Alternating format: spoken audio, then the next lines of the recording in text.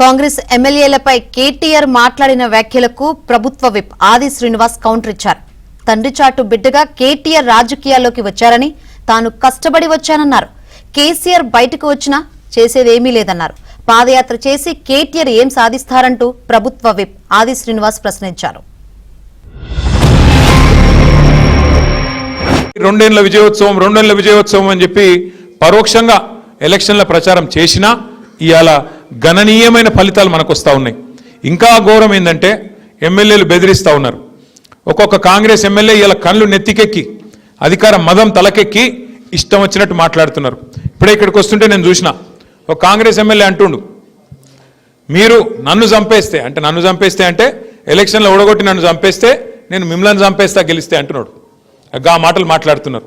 కాబట్టి సర్పంచులు మీ హక్కులు తెలుసుకుంటే ఎవడన్నా ఎగురితే ఎమ్మెల్యేనో ఎంపీయో వాళ్ళ తాట తీసి లైన్లో పెట్టి నిజంగా న్యాయంగా పేదవాళ్ళు ఎవరైతున్నారో వాళ్ళకి ఇప్పించాల్సిన బాధ్యత మీరు తీసుకోవాలని చెప్పి నేను కోరుతా ఉన్నాను. నేను ఇది చేస్తా అది చేస్తా అని.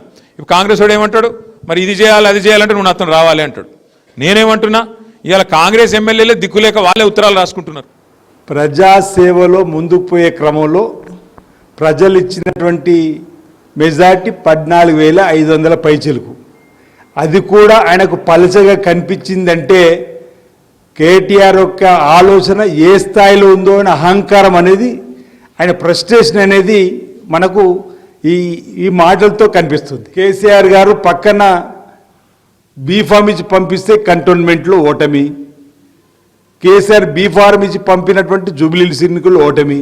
అరే సొంత చెల్లి కేటీఆర్ని 10 ఏళ్ల పరిపాలనలో అవినీతి అక్రమాల చిట్టా ఒక్కొక్కటి బయటపెట్టి ఒక్కొక్క ఎమ్మెల్యే పేరు చెప్తుంటే దానికి సమానం చెప్పవలసింది పోయి 3 రోజుల క్రితం స్వయంగా నీపైన ఆరోపణలు చేస్తే దానికి జవాబు చెప్పాల్సింది పోయి ఈరోజు మా పైన విమర్శలు చేయడం సబబు కాదు. 51% ఓటైన పోలేని ఓట్లలో 51% మనకు జూబ్లీహిల్స్ ఎన్నికలు కనిపిస్తే, ఇప్పుడు 70% మంది ప్రజలు సర్పంచ్ ఎన్నికలు కాంగ్రెస్ పార్టీ మద్దతుదారులకు అవకాశం ఇస్తే 4,700 మొదటి రెండో దశలో నీకు వచ్చింది 2,000 పైనే కదా.